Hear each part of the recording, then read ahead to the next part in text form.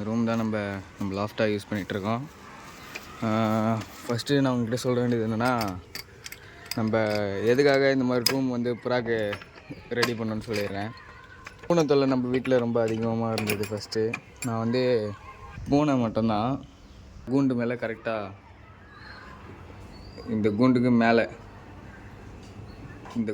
மேலே வந்து பார்த்திங்கன்னா ஒரு சாரப்பாம்பு வந்து ஒரு 10 அடி இருக்கும், 10-12 அடி இருக்கும், படுத்துட்டு இருந்தது. சரி நான் பார்த்துட்டேன். சரி என்ன பண்ணலாம், சரி அடிச்சிடலான்னு சொல்லிட்டு போய் ஸ்டிக்லாம் ரெடி பண்ணி எடுத்துன்னு வந்துட்டு நான் கதவு திறமையாக என்னை பார்த்து பயந்துட்டு பாம்பு வந்து பார்த்திங்கன்னா இது கீழே வந்து இந்த கூண்டு கீழே, இந்த இரும்பு கூண்டு கீழே போய் படுத்துக்குச்சு. சரி அந்த வீடியோ நான் ஃபுட்டேஜ் எடுத்து வச்சுருக்கேன், நான் அட்டாச் பண்ணுறேன் பாருங்கள். அது என்ன ஆச்சு, சரி அடிச்சிடலான்னு சொல்லிட்டு பிடிச்சோம். முதல்ல நம்ம எத்தனை சாவடிக்கணுன்ற நோக்கமே நம்மளுக்கு கிடையாது. பிடிச்சிட்டு நம்ம எங்கன்னா எத்தனை போய் விட்டுறலான் தான் நம்மளோட இதுவே. நான் என்ன பண்ணேன், அப்படியே பிடிச்சிடலான்னு சொல்லிட்டு பிடிச்சிட்டோன்னே அது உடம்பை வச்சு வழுக்கிக்கின்னு என்ன பண்ணிச்சு, விட்டுருச்சு. கட்டையை ஸ்டிக்கை தள்ளி விட்டோன்னே அது அப்படியே எகிரிச்சு. பாம்பு எகிரி கீழே வந்துடுச்சு. கீழே வந்துட்ட பிறகு என்ன ஆச்சுன்னு பார்த்தீங்கன்னா, இந்த டேபிள் தெரியுதா, இந்த டேபிள் வந்து பாருங்கள், டேபிள் வந்து 2 ட்ரா இருந்தது. அந்த ஃபுட்டேஜும் நான் வந்து உங்களுக்கு ஆட் பண்ணுறேன். சரியாக தெரியாது, ஆனால் தெரியும் பாம்பு நல்லாவே. அது உள்ளே போய் பாம்பு வந்து என்ன போயிடுச்சு, பூந்துக்குச்சு. முழுக்க மிஸ்டேக் வந்து பார்த்திங்கன்னா நம்ம மேலே தான் கைஸ். ஏன்னா கவனிக்காமல் தான் விட்டேன். என் மேலே தான் மிஸ்டேக். ஃபர்ஸ்ட் ஆஃப் ஆல் என் மேலே தான் தப்பே. நான் பாம்பு அப்படியே எகிரி இந்த இடத்துல ஊந்துச்சு. இங்கே ஊந்து இப்படி போச்சு. இங்கே போய் அங்கே பூரை பார்த்துச்சு. பூரை பார்த்துட்டு அதுக்கப்புறம் இந்த ஓரத்தில் நம்ம கொஞ்சம் சாமான்லாம் வச்சுருக்கோம். அப்படியே இந்த ஓரம் அப்படியே கதவு கீழே வந்து அப்படியே எகிரி குச்சி வெளியே இப்படி ஓடிடுச்சு. நம்ம ரொம்ப கஷ்டப்பட்டு நம்ம அடைச்சோம். கஷ்டப்பட்டு நம்ம இதெல்லாம் பண்ணோம். இவ்வளோ பண்ணியும் நம்மளுக்கு இந்த மாதிரி பிரச்சனை வருது. ஆனால் இதுக்காகலாம் நம்ம வந்து இதை விட்டுற மாட்டோம்.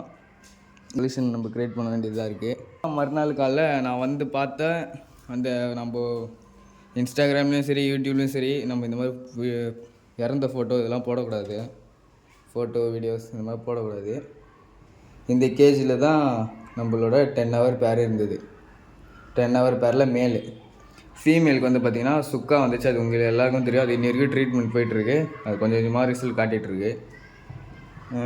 என்னாச்சு, சரி இதுதான் தனியாக அடக்காது, சரி நம்ம பிரிச்சுடுவோம்னு சொல்லிட்டு பிரிச்சிட்டேன். அது தனியாக அடக்காத்துக்கு கரெக்டாக இருந்தது. இங்கே வந்து பார்த்திங்கன்னா சின்னதாக ஒரு கேப் தெரியும்னு நினைக்கிறேன் கதவில். எல்லாமே ஏமல் தான் கைஸ் மிஸ்டேக்கு. கதவில் என்ன இது ஒன்றா அது நம்ம ரூம்குள்ளே தானே வளர்க்குறோம் சொல்லிட்டு, சரி இதெல்லாம் பிரச்சனை இல்லை, சரி இதுவே போதும்னு சொல்லிட்டு தான் கைஸ் பண்ணது. தப்பே ஏமல் தான். நான் உங்ககிட்ட சொல்கிறது என்னன்னா, நீங்கள் இதெல்லாம் பண்ணாதீங்க.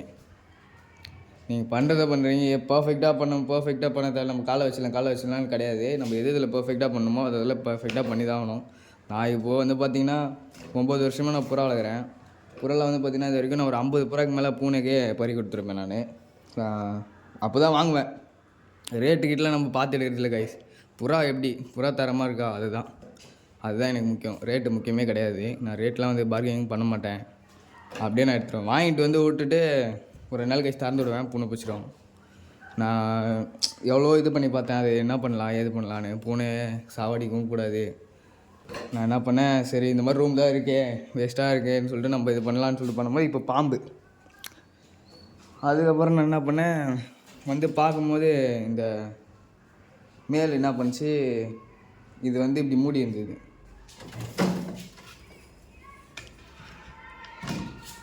இப்படி மூடி வச்சுருந்தேன். ஏன்னா அது ஃபீமேலை கூப்பிட்டுட்டே இருக்குது அப்படின்னு சொல்லிட்டு இப்படி மூடி வச்சுட்டு ஃபீமேலை திறந்து விட்டு வச்சுருந்தேன். என்ன பண்ணேன், வந்து மார்னிங் பாம்பு வந்தால் மறுநாள் காலைல வந்து நான் பார்த்துட்டு இதை எடுத்து பார்க்கும்போது பேர்டு வந்து பார்த்திங்கன்னா பாம்பு முழுங்கி உள்ளே கக்கி வச்சுட்டு இருந்தது புறாவை.